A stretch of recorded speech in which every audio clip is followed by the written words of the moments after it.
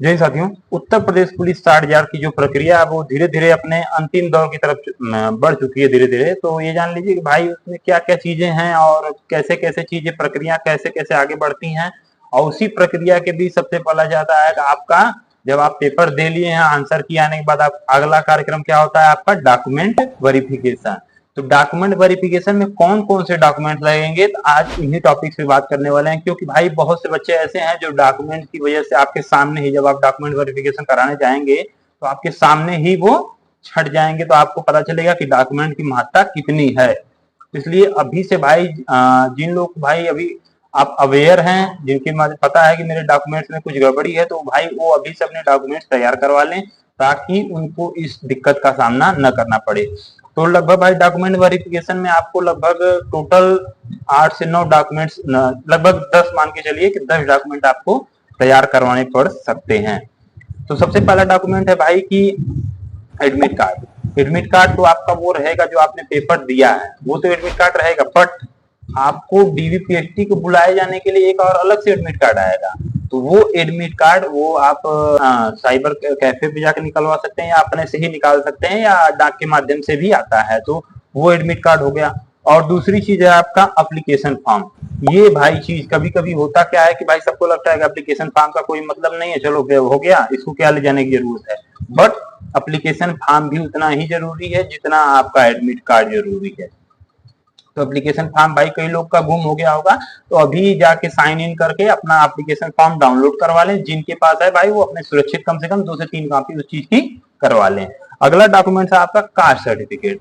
Caste certificate भाई other state और general वालों को छोड़ के, बहुत से बच्चे कमेंट में ये पूछते हैं कि जनरल वाले भी बच्चे पूछते हैं कि क्या भैया हमको भी कास्ट सर्टिफिकेट चाहिए, तो नहीं भाई, जनरल वाले बच्चों के लिए नहीं। और जो अदर स्टेट के बच्चे हैं चाहे वो किसी भी कैटेगरी के हों उनके लिए कास्ट सर्टिफिकेट नहीं है।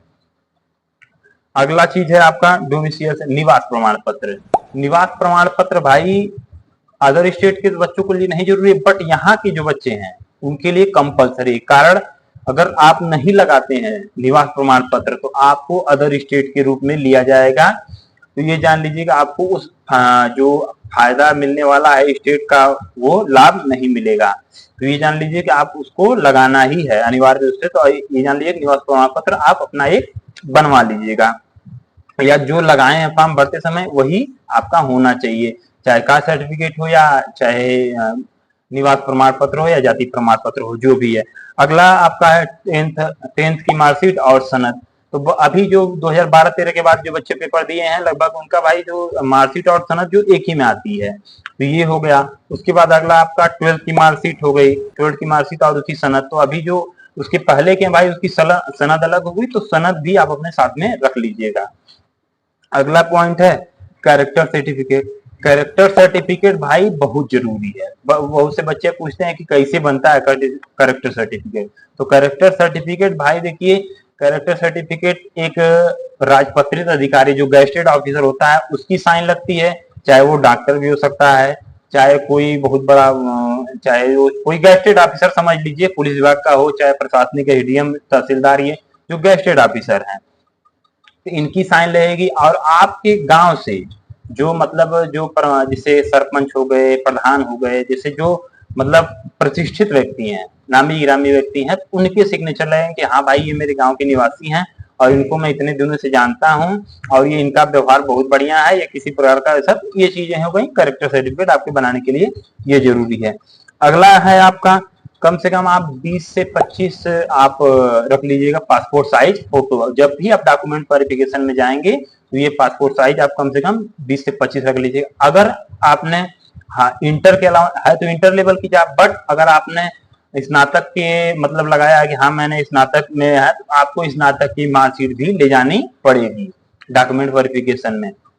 अगला हो गया, फिर इसके बाद बचता है आपका आईडी प्रूफ। मेनली आपका है आईडी प्रूफ। अगर आईडी प्रूफ वही ले जाइएगा, वही जिसमें आपका जिसमें नाम, डेट ऑफ बर्थ और पिता का नाम 10th की मार्कशीट से मैच करे।